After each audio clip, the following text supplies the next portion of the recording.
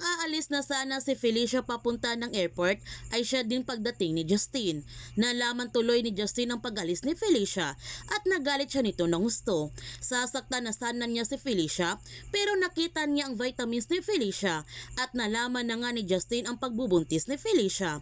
At niyakap niya na mahigpit si Felicia dahil sobra siyang masaya na magiging ama na siya. Ipinakita na nga ni Mia Lorenzo kay Jaime ang kanyang regalo at humingi siya nito ng pasensya dahil nakatakas si Rafael. Nasiyahan naman si Jaime sa regalo sa kanya ni Mia Lorenzo dahil magagamit naman niya si Moises. At sobrang masaya pa siya nito dahil napatunayan niya na loyal talaga sa kanya si Mia Lorenzo. Aalis na sana si Divine sa birthday party ni Jaime, ngunit nagulat na lamang siya na dumating sina Justin at Felicia. Sinabihan ni Justin si Divine na huwag nilang sirain ang birthday party ng kanyang lolo Jaime. Natakot ng labi si Divine dahil nalaman na ni Justin ang kanilang planong pag-alis ni Felicia. At kapag nalaman ito ni Jaime, sigurado siya nito na magagalit ng gusto si Jaime sa kanya at baka saktan pa siya nito. Humingi ng tawad si Steven sa kanyang ama dahil sa kanyang pag-alis sa JSX. Alam niya kung gaano kaimportante sa kanyang ama ang JSX at alam niya na gusto ng kanyang ama na ipatuloy niya ang magandang samahan ng mga sagrado pero hindi niya kaya ang gusto ng kanyang ama. Pero magiging doktor siya nito na siyang pinapangarap ng kanyang ama. Matutupad niya iyon na hindi lang sa sagrado, hindi lang sa JSX pero nandahil sa kanyang pagsisikap.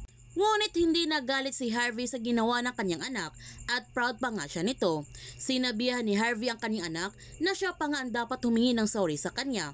Dahil ang akala niya na mabubuo siya at ang kanyang pangarap kung sumali siya sa JSX pero hindi, mas nasira pa siya. Mukhang itatama na ni Harvey ang kanyang mga kasalanan at papanig na ito kay Elazar dahil nagising na siya sa katotohanan. Gayon pa man, kinantahan na nilang lahat si Jaime ng happy birthday pero biglang dumating si Elazar at inaasar niya ng gusto si Jaime. Sinabihan ni Elazar si Jaime na baka may sniper dito sa loob ng kanyang bahay. Pero siguro naman nadala na siya nito nang dahil sa nangyari kay Nadia. Dahil iyon ang maging mitya na maraming tao ang namulat sa mga katarantaduhan niya. Sinabi pa ni Lazar sa kanyang kuya Jaime ang kanyang kahilingan na sana makuha pa itong magbago at pagsisihan ang lahat ng kanyang mga kasalanan. Nilapitan ni Divine si Lazar para humingi siya ng tulong na isama niya si Felicia sa kanyang pag-alis dahil nalaman na ni Justin ang kanilang pag-alis sa bansa. At kapag nalaman ito ni Jaime, sigurado siya nito na hindi lang siya ang sasaktan ni Jaime at pati na si Felicia.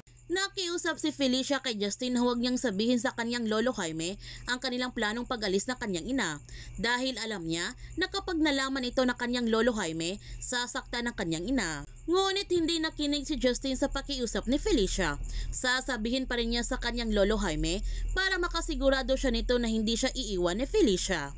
At inanunsyo pa nga ni Justin sa lahat ng bisita na kanyang lolo Jaime ang pagbubuntis ni Felicia. Sobrang masaya nga si Jaime sa kanyang nalaman. Habang si Felicia, papayag na siyang maikasal kay Justin dahil kapag sinunod niya ang lahat ng gusto ni Justin, hindi magsusumbong si Justin sa kanyang lolo Jaime sa kanilang planong pag-alis ng kanyang ina. Ito lamang ang naisip na paraan ni Felicia para iligtas ang kanyang ina. Sa pagdating nila Rafael at Mang Istong sa Monticello, napapansin kaagad ni Rafael na may mga taong sumusunod sa kanila.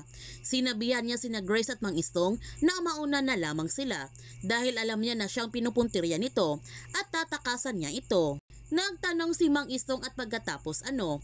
Ang sagot ni Rafael, pupuntahan niya ang kanyang Tito Elazar dahil alam niya na may mga tauhan pang kanyang Tito Elazar. Matutulungan siya ng kanyang Tito Elazar para iligtas si Moises. Ang sabi ni Mang Istong, siya ang gusto ng kanyang Papa Jaime. Bakit hindi na lamang siya sumuko? Baka mas lalong mapapahamak si Moises kapag magmamatigasan pa sila. Ang sabi ni Rafael, ang kanyang Papa Jaime ang nagpalaki sa kanya. Alam niya kung paano ito kumilos, isa itong tuso. Kahit sumuko pa siya, sigurado siya nito, hindi niya papakawalan si Moises. At nagawa naman ni Rafael na takasan ang mga taong sumusunod sa kanya. Kaya huwag natin palalapasin ang pagtatapos ng Pamilya Sagrado.